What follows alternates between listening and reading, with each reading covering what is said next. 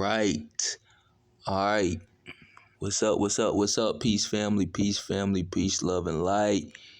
Peace meaning positive elevation, positive energy always creates elevation.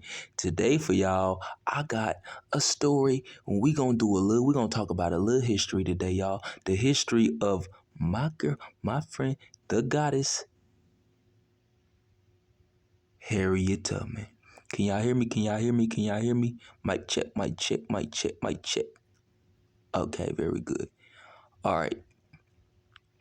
So before we get into this, y'all know the story of Harriet Tubman. She, that they told you in history. They said first in history they told you that we was all slave. Well, I'm gonna start like that. I'm getting ahead of myself. Harriet Tubman was a slave. She was a slave, and her famous story. She broke out and free slaves and, across the Underground Railroad. And, that's basically Harriet Tubman's story. She was a slave who freed other slaves under the Underground Railroad. Boom. But as we read through this, we're going to break down what really happened and what it really was. So first of all, I need to let y'all know that we just gonna go. We just gonna do this. We're gonna do it. Okay. Harriet Tubman timeline of her life, Underground Railroad service, and activism. In addition to freeing slaves, Tubman was also a Civil War spy, nurse, and supporter of women's suffrage. Okay, come on. Let's do this, y'all. Okay, after escaping slavery on her own in 1849, Harriet Tubman helped others journey on the Underground Railroad. From 1850 to 1860, which is approximately a whole decade, which is 10 years is a decade. She made an estimated 13 trips and rescued around 70 enslaved people, including many members of her family. She also provided information so that others could find their way north to freedom. Tubman aided so many in escaping slavery that she was called Moses. Now, y'all understand who Moses was in the Bible. Moses, he freed people. He went to Egypt and told the king of who was the king of Egypt, the ruler of Egypt, who was, I think he was Caesar, or they showed you this in the movie 300. And what was it, Exodus, gods and monsters. They showed you this in the movie Exodus, gods and monsters. So Moses was, he went to Egypt and told Pharaoh to, let my people go. Y'all heard about the story of Moses. So understand that history is broken down into two syllables, two words. His, H-I-S, and then story, S-T-O-R-Y. If you break down history, it says his story. So understand that history is a documented event of a documented timeline of events that happen to tell a story, or to tell a program story to either benefit a certain group of people or a certain race of people. Now, many of these things in history and these events are fabricated events. Some of these things were documented where they inserted certain things, took out certain things and events that happened. A lot of these things happen in places in plot lines where they put certain names on certain faces that didn't go with those faces. They put certain faces on certain names that didn't go with those names.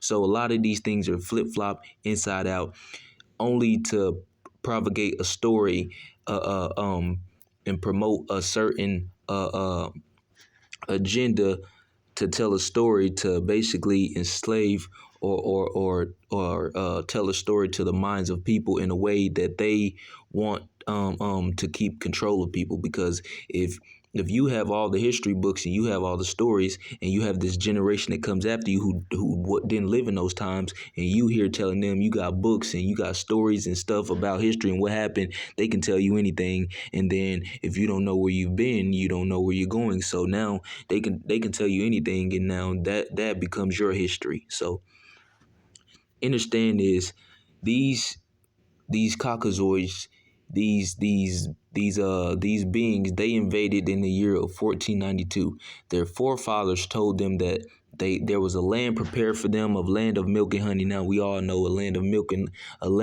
honey just means a land that's very fertile, and that is very nurturing, and you can grow here, you can thrive here. It's a land of many resources, a land of milk and honey.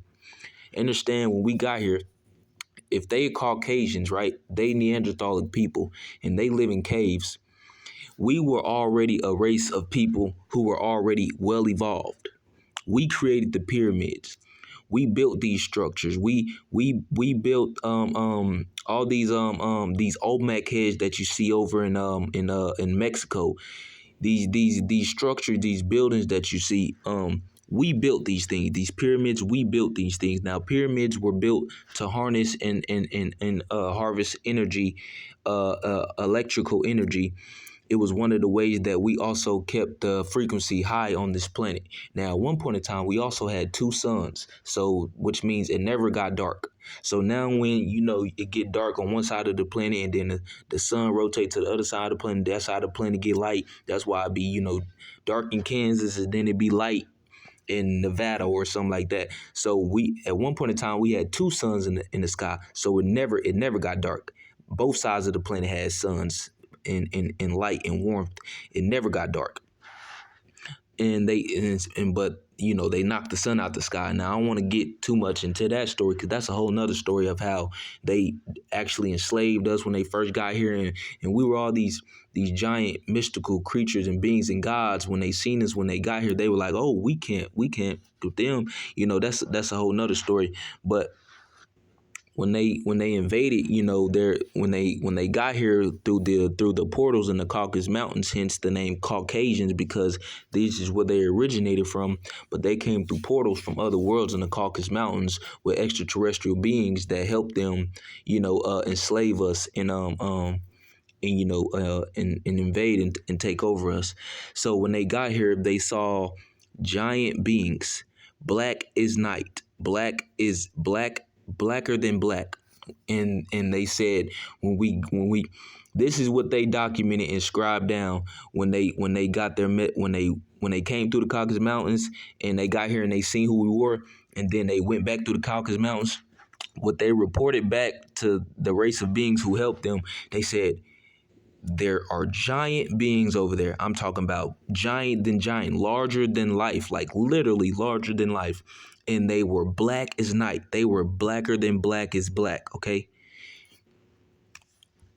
They said, yeah, we know. Those are gods. They are gods. Now their forefathers told them about this land, but when they got here, their forefathers never told them that there were already beings here who ruled this land.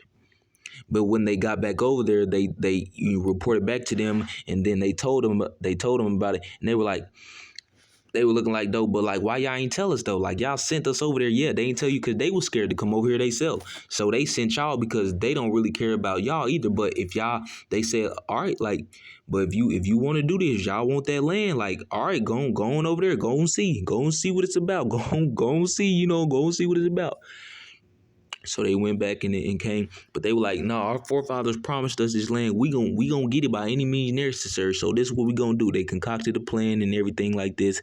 So the thing is, though, to fast forward a little bit, we were not all slaves.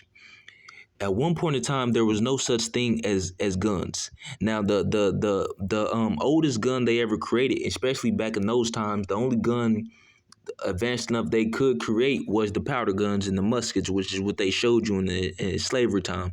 Now they did get to a point where they evolved into the metal tiny bullets that they shot out of the muskets that you've seen in all the wars, and all the Gullah wars, the civil wars. They always showed you white people versus white people, Republican versus Republican, this side versus that side. But it was never that. It was always them versus us.